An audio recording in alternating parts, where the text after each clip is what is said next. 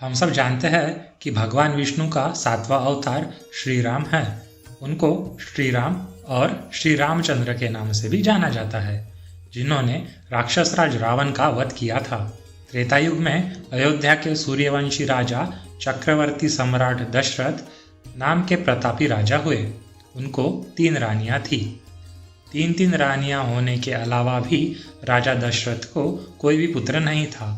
दशरथ ने पुत्र प्राप्ति के लिए पुत्रयष्टि यज्ञ करवाया, जिसके फलस्वरूप राजा दशरथ को 4 पुत्र की प्राप्ति हुई, जिनमें सबसे बड़े पुत्र का नाम राम, दूसरे पुत्र का नाम भरत, तीसरे पुत्र का नाम लक्ष्मण और चौथे पुत्र का नाम शत्रुघ्न था। प्रभु श्री राम की शिक्षा। राम सबसे बड़े थे। चारों भाइयों ने कुलगुरु वशिष्ठ से शस्त्र और शास्त्र की शिक्षा प्राप्त की। एक दिन ऋषि विश्वामित्र राक्षसों के आतंक से पीड़ित होकर राजा दशरथ के पास गए और उनसे राम और लक्ष्मण को साथ ले जाने की इच्छा प्रकट की। राजा दशरथ ने उसी समय राम और लक्ष्मण को वहां पे बुलाया और उनको ऋषि विश्वामित्र के साथ जाने के लिए कहा। दोनों भाई पिताजी की आज्ञा का पालन करने के लिए ऋषि विश्वामित्र के साथ चले गए। राम और लक्ष्मण दोनों भाइयों ने मिलकर तपोवन के सभी राक्षसों को मारकर तपोवन को राक्षस मुक्त कर दिया, जिसे ऋषियों की पूजा तपस्या पहले की तरह चलने लगी। उसके बाद ऋषि विश्वामित्र को राजा जनक की पुत्री सीता के स्वयंवर का आमंत्रण मिला। ऋषि विश्वामित्र सीता के स्वयंवर में राम और लक्ष्मण को भी साथ में ले गए। सीता से विवाह। राजा जनक ने सीता के स्वयंवर में होने वाली प्रतियोगिता के बारे में सबको बताते हुए कहा कि कोई भी राजा शिव धनुष को उठाकर उस पर प्रत्यंचा चढ़ाएगा, उससे सीता का विवाह होगा। यह सुनकर सभी राजा एक के बाद एक शिव जी के धनुष को उठाने आए, लेकिन किसी भी राजा से शिव जी का धनुष नहीं हिला। राजा जनक यह देखकर चिंतित हो गए। उसी समय ऋषि विश्वामित्र के आदेश मिलते ही श्री राम ने उनको प्रणाम करके शिव जी के धनुष उठाने चले गए। श्री राम जी ने धनुष को उठाया और उसकी प्रत्यंचा चढ़ाने का प्रयत्न किया, किंतु इस प्रयत्न में धनुष टूट गया और शर्त के अनुसार सीता और राम का विवाह हो गया। शिव जी के धनुष टूटने का संदेश जब परशुराम जी को मिला तब वे क्रोधित होकर वहां पहुंचे, लेकिन जब उन्होंने श्री राम को देखा तब परशुराम जी को भगवान विष्णु के दर्शन हुए और उनका क्रोध शांत हो गया। इसके बाद अयोध्या नरेश दशरथ को निमंत्रण मिला और उनके 4 पुत्रों का विवाह जनक राजा की पुत्रियों से हुआ। विवाह के बाद राजा दशरथ ने राम को राजा बनाने का निर्णय लिया, लेकिन मंथरा, जो कि कैकेयी की दासी थी, उसने कैकेयी के मन में राम के प्रति विष भर दिया। वनवास। कैकेयी ने दशरथ राजा से विवाह के समय दिए गए वचन को निभाने को कहा। इसमें पहला वचन राम राजा ना बने, उसके बदले भरत को राजा बनाया जाए, और दूसरा वचन राम को 14 वर्ष का वनवास देने की मांग की।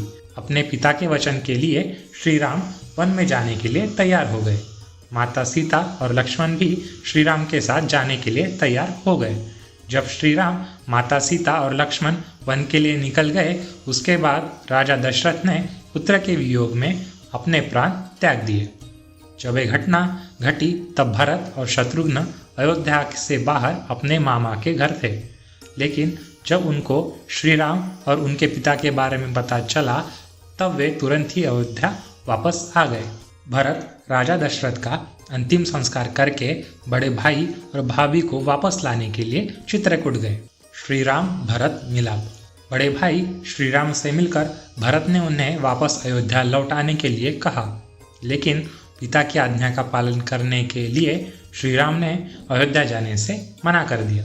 तब भरत ने उनके साथ रहने का निर्णय लिया, लेकिन श्री राम को प्रजा की और राज्य की चिंता थी, इसलिए उन्होंने भरत को वापस अयोध्या जाने का आदेश दिया। श्री राम का यह आदेश सुनकर भरत ने वापस अयोध्या जाने का मन बना लिया, लेकिन भरत ने राजा नहीं बनने का निर्णय लिया। भरत श्री राम की चरण पादुका को लेकर वहां से चले गए और श्री राम की चरण पादुका को रखकर राज्य को श्री राम के वापस आने तक संभालने का निर्णय लिया। भगवान श्री राम ने महर्षि अत्रि और सती अनुसया के दर्शन करके चित्रकूट से प्रस्थान किया। आगे मार्ग में विराट नामक एक राक्षस का वध भी किया। श्री राम ने भरद्वाज, सरभंग, सुतीक्ष्ण, अगस्त्य आदि ऋषियों का दर्शन भी किया था। चित्रकूट से जाने के बाद उन्होंने दंडकारण्य में छोटी सी कुटिया बनाकर वनवास का समय व्यतीत किया। उस समय वन में शूर्पणखा, जो कि रावण की बहन थी, उसने प्रभु श्री राम को देखा और उन पर मोहित हो गई। शूर्पणखा अपना रूप बदलकर श्री राम के पास पहुंची और उनको अपने साथ रहने का निवेदन करने लगी, लेकिन मर्यादा पुरुषोत्तम श्री राम ने उसे मना कर दिया और उन्होंने शूर्पणखा से कहा कि मैंने सीता को अपनी पत्नी माना है, मैं उसके अलावा अन्य कोई स्त्री को नहीं देखता। यह सुनकर शूर्पणखा माता सीता की ओर उनको मारने के लिए बढ़ रही थी। तब लक्ष्मण ने शूर्पणखा के नाक और कान काट के वहां से भगा दिया था। माता सीता का हरण। शूर्पणखा ने श्री राम और लक्ष्मण से बदला लेने के लिए खर और दूषण को साथ लेकर गई, लेकिन भगवान श्री राम के आगे वो नहीं टिक पाए और उन दोनों का वध हो गया। यह सब होने के बाद शूर्पणखा रावण के पास गई और उसे अपनी व्यथा सुनाई। जब रावण को इस बारे में पता चला तब उसने मारीच के साथ माँ सीता का अपहरण करने का सोचा। रावण ने मारीच को एक सुंदर हिरण बनने को कहा। मारीच के पास अपना रूप और आवाज बदलने की शक्तियां थी। रावण के कहने पर मारीच हिरण बनकर माँ सीता के पास गया। जब माँ सीता ने सुंदर हिरण को देखा तब उन्होंने श्री राम से उसे पकड़कर लाने को कहा। श्री राम सीता के कहने पर उस हिरण को पकड़ने के लिए चल दिए। जब श्री राम ने हिरण को तीर मारा तब हिरण के वेश में आए मारीच ने श्री राम की आवाज निकालकर लक्ष्मण को सहायता करने के लिए बुलाया। यह सुनकर माँ सीता चिंतित हो गई और लक्ष्मण को श्री राम की सहायता करने के लिए भेजा। तब लक्ष्मण ने अपनी तीर से लक्ष्मण रेखा का निर्माण किया और माँ सीता को लक्ष्मण रेखा के अंदर रहने को कहा और वहां से श्री राम की ओर चले गए। दूसरी ओर रावण लक्ष्मण के जाने के बाद ऋषि बनकर माँ सीता के पास गए और उनको भिक्षा देने के लिए बाहर बुलाकर उनका अपहरण किया। जब राम और लक्ष्मण वापस आए तब वहां माता सीता नहीं थी।